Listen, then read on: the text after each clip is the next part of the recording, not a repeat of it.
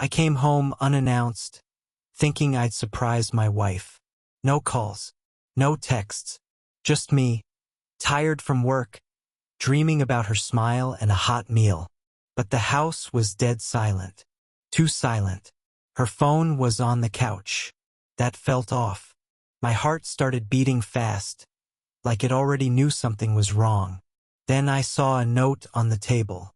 Just 3 words. Hospital. Please hurry. My hands started shaking. I don't even remember the drive. Red lights, traffic, nothing mattered. I ran into the hospital like a crazy man, asking anyone I saw, yelling her name. A nurse finally stopped me and asked, "Are you her husband?" That question hit me like a punch. She led me to the ICU. Machines everywhere, beeping sounds, cold lights, and there she was, my wife, lying still, tubes in her mouth, wires on her chest, fighting for her life. My knees gave out, couldn't breathe.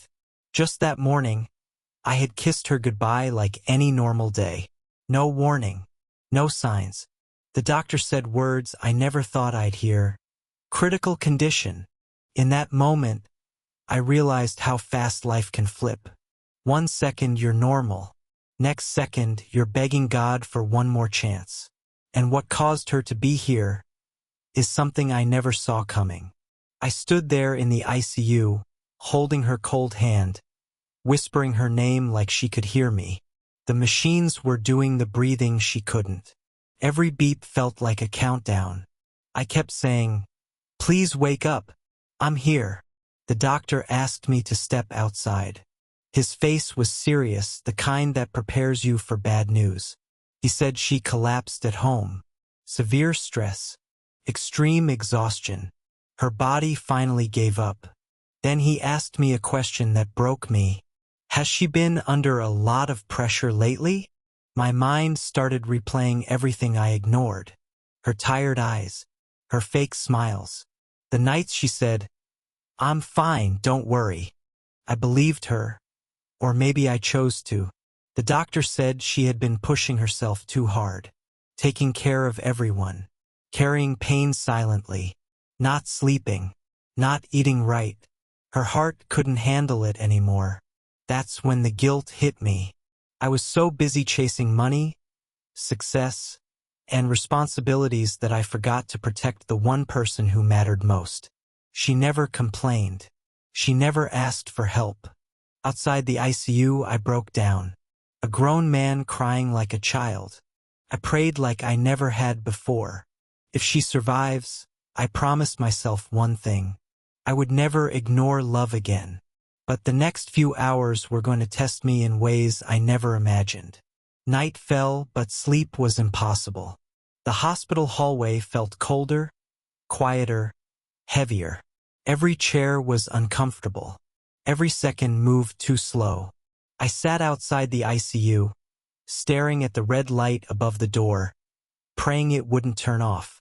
Families walked past me, some crying, some hopeful.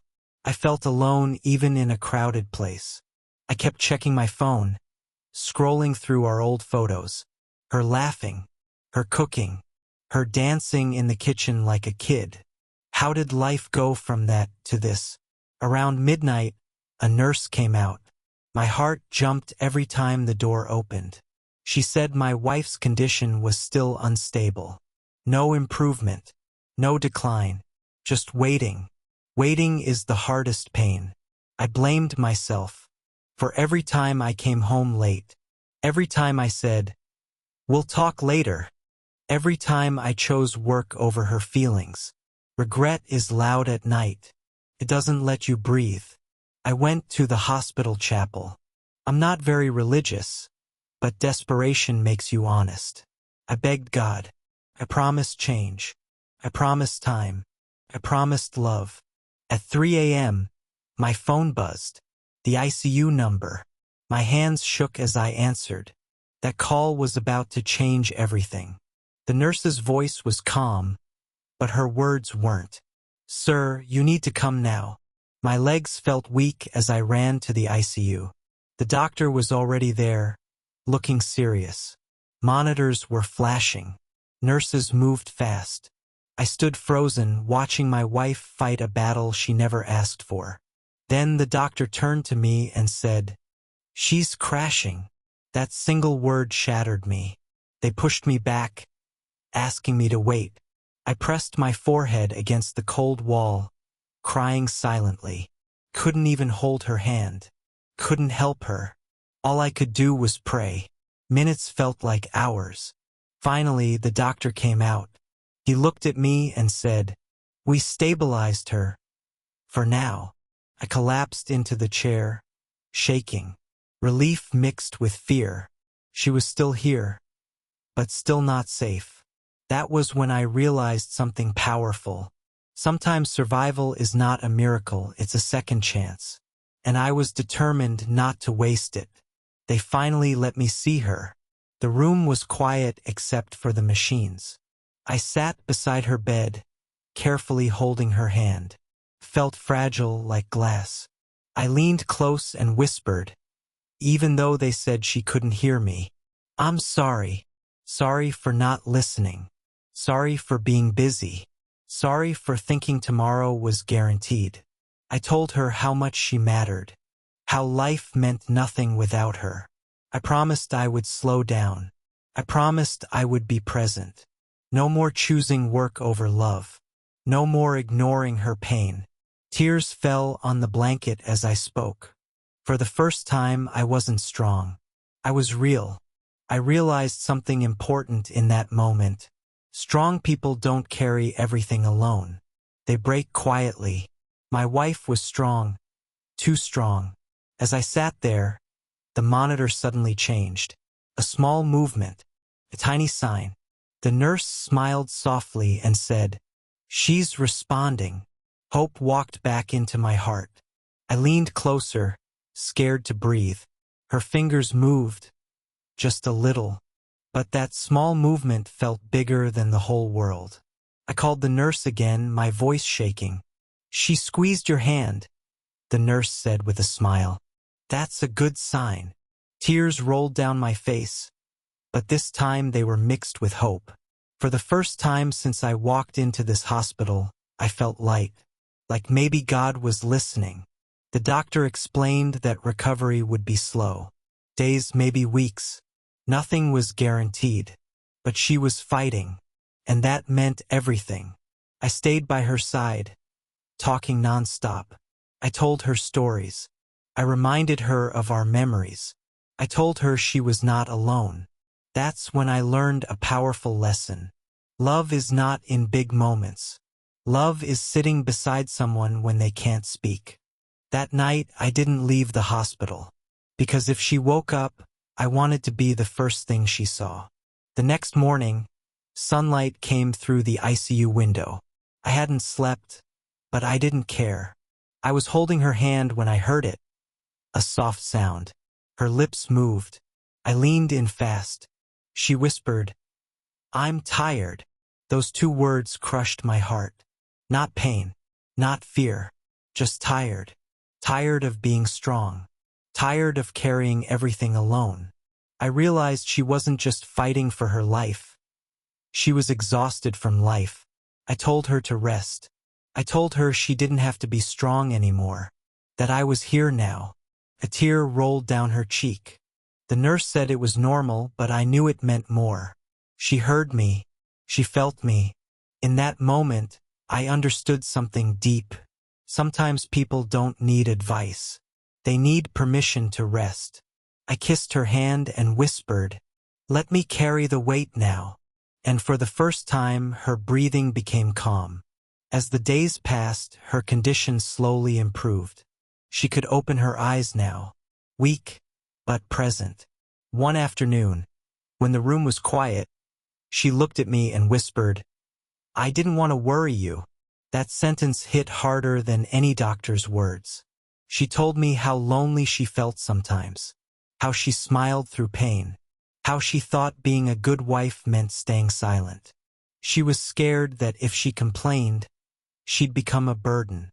I held her hand tighter and told her the truth, that her silence almost cost me everything. I told her love is not about suffering alone. It's about sharing pain. That moment taught me a lesson I want everyone to hear. Check on the people who say they're fine. They're often the ones drowning quietly. I promised her we would talk more, feel more, heal together. She smiled weak, but real, and that smile gave me hope for a future I almost lost.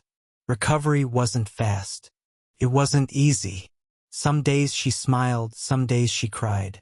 Learning to sit, to eat, to breathe deeply again, everything took effort. But she never gave up. I stayed with her through it all. I learned patience. I learned how healing really works. Not overnight. Step by step.